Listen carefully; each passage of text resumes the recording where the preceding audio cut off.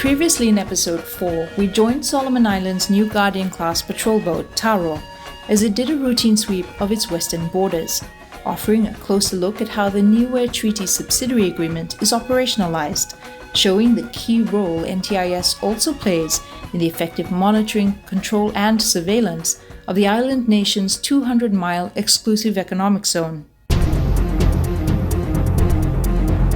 In any given day in the Pacific, one King Air aeroplane is flying high in the sky, keeping an eye out for illegal, unreported and unregulated fishing.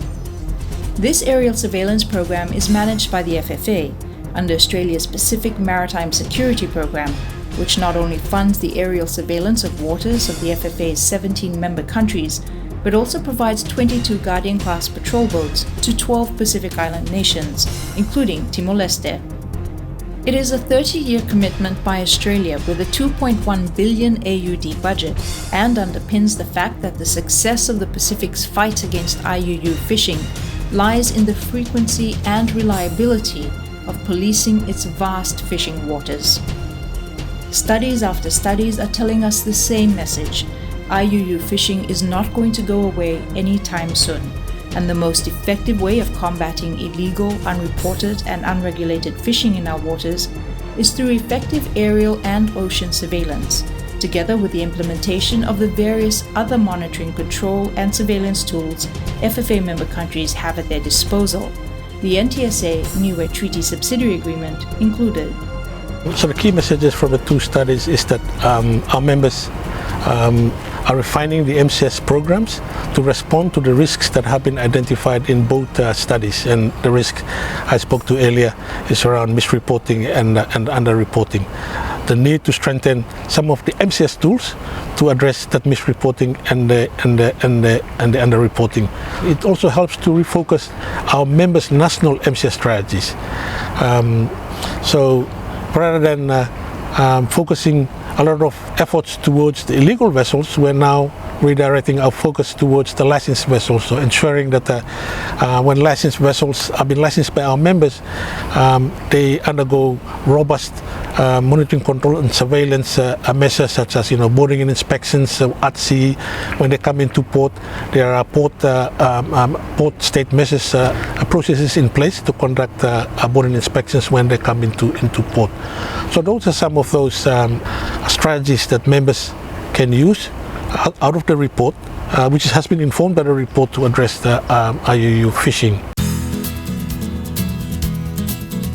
If anything, this 2020 study, which was a follow-up to the 2016 study, vindicates the need for a regional approach in the fight to address IUU fishing. Doing it alone in waters that are so massive like the Pacific Ocean is virtually impossible, given the cost and the sophisticated technology required. And given that Pacific nations manage their 200-mile EEZ with their own national laws and regulations, the NTSA is tailored to make such collaboration and partnership possible. Given the importance of our tuna resources at many levels, the stakes are always high. The tremendous social and economic benefits derived from more effective ways and more efficient ways to combat IUU fishing significantly speaks for itself. So the associated costs to combating IUU fishing are essential to ensuring the sustainability of our resources and the sustainability of our benefits. The latest quantification study estimates the cost of fish that is taken or harvested illegally at over $300 million. This tells us clearly that our work to combat IUU fishing must continue. Going into the future, the message is clear. As long as the Pacific continues to promote and enforce sustainable fishing practices, IUU will remain a challenge for all FFA member nations. For Dr. Manu Tuporugusan, DG of FFA, collaboration and partnership among FFA members will be the way to go. I firmly believe that regional cooperation is the only way that we can ensure a safe, stable and prosperous region for our Pacific people.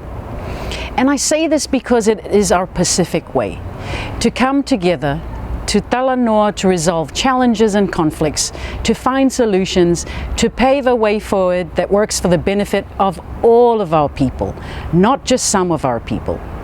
It is our culture. It is a matter of survival, and it is how we thrive. In my humble view, this has been the cornerstone for FFA's success.